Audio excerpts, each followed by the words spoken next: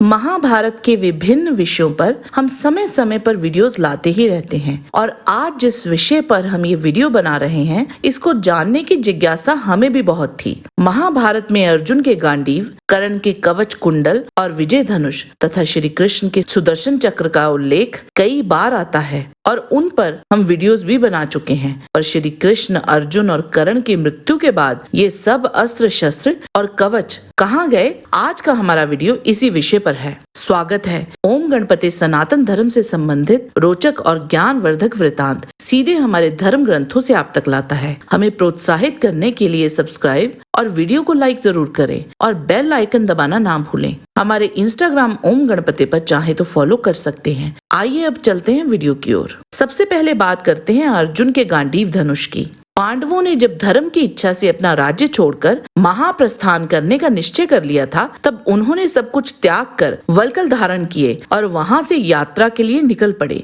सब के सब उपवास का व्रत लेकर पूर्व दिशा की ओर मुंह करके चल दिए। अर्जुन ने अभी तक अपने दिव्य गांडीव धनुष तथा दोनों अक्षय तुणीरों का परित्याग नहीं किया था। वहां पहुंचकर उन्होंने मार्ग रोककर सामने खड़े हुए साक्षात अग्निदेव को देखा। तब उन अग्निदेव ने पांडवों से इस प्रकार कहा, वीर पांडु कुमारों, मुझे अग्नि समझो। तुम सब लोग मेरी इस बात पर ध्यान दो। गुरु श्रेष्ठ वीरों, मैं अग्नि हूँ। मैंने ही अर्जुन तथा नारायण स्वरूप भगवान श्री कृष्ण के प्रभाव से खांडव वन को जलाया था। तुम्हारे भाई अर्जुन को चाहिए कि ये इन उत्तम आयुध गांडीव धनुष को त्याग कर वन में जाएं। अब इन्हें इसकी कोई आवश्यकता नहीं है। यह गांडीव धनुष सब प्रकार के धनुषों में श्रेष्ठ है। इसे पहले मैं अर्जुन के लिए वरुण से ही मांग कर लाया था। अब पुनः इसे वरुण को वापस कर देना चाहिए। यह सुनकर उन सब भाइयों ने अर्जुन को वह धनुष त्याग देने के लिए कहा। तब अर्जुन ने वह धनुष और दोनों अक्षय तरकश पानी में फेंक दिए। इसके बाद वह अग्निदेव वहीं अंतर ध्यान हो गए और पांडव वीर वहां से दक्षिणाभिमुख होकर चल दिए। तो इस वृतांत के अनुसार अर्जुन की अंतिम यात्रा संपूर्ण होने से पहले ही उनके गांडीव धनुष और दोनों अक्षय तुणीर वरुण देव के पास पहुंच गए थे।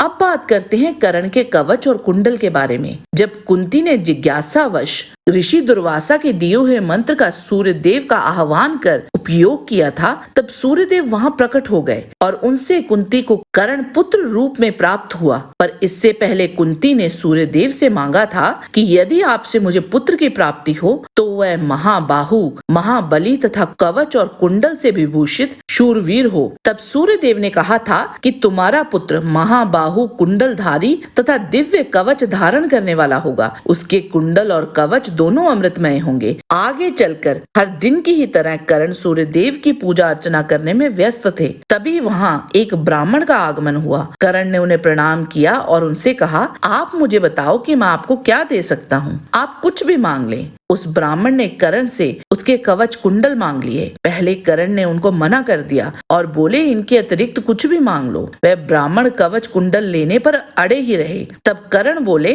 मैं जानता हूँ आप ब्राह्मण के भेष में देवराज इंद्र हैं और यह मैं पहले से ही जानता था कि आप आकर मुझसे मेरे दिव्य कवच कुंडल मांगेंगे और मैं ये भी जानता हूँ कि इन दोनों को आपको देकर मैं निश्चित ही अभेद नहीं रहूंगा और मृत्यु को भी प्राप्त हो जाऊंगा। इन सब के बावजूद मैं आपको अपने कवच कुंडल दूंगा। तब इंद्रदेव ने उन कवच कुंडल के बदले में कर्ण को वासवी शक्ति दी थी। इंद्र कर्ण के कवच कुंडल लेकर स्वर्ग को चले गए थे। इंद्र ने स्वर्ग पहुंचकर उन कवच कुंडल का क्या किया, इसका वर्णन महाभारत में किया नहीं गया है। इंद्र के पास अपने लिए इस कवच का कोई उपयोग नहीं था। कर्ण के कवच और कुंडल को लेकर भांति भांति की किंवदंतियां फैली हैं, जैसे कि वह धरती पर ही कहीं दबाया गया है। इसका वर्णन महाभारत में नहीं है। इंद्र जब कवच कुंडल लेकर इंद्रलोक वापस गए थे, तब ये भी हो सकता है कि वह कवच कुंडल उन्होंने सूर्यदेव को ही वापस दे दिए हों। और अगर बात करें कर्ण के विजय धनुष की, तो जैसे कि हम जानते हैं कि हमारे देवों के अधिकतर अस्त्र शस्त्रों का निर्माण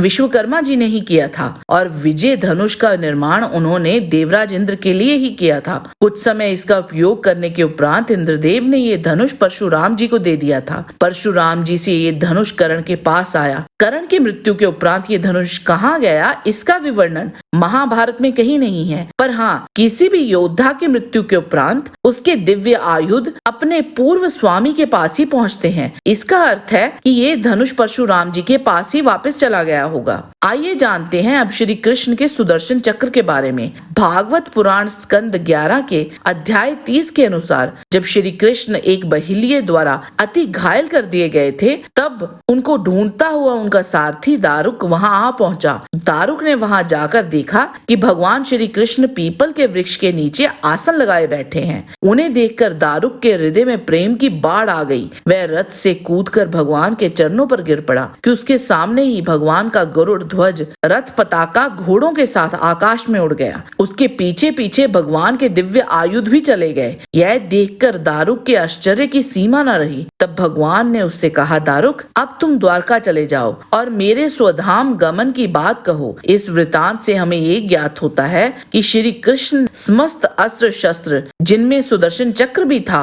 श्री कृष्ण के साथ ही धरती से चले गए थे। आज के वीडियो में बस इतना ही। हमारा आज का वीडियो आपको कैसा लगा हमें एक लाइक देके और कमेंट करके जरूर बताइएगा। हमें समय देने के लिए आपका बहुत बहुत धन्यवाद। अगर आज का वीडियो पसंद आया है तो शेयर करने की कृपा कीजिए। अगली मुलाकात तक परमात्मा का सानिध्य आप और आपके परिवार पर बना रहे, इसी कामना के साथ नमस्कार।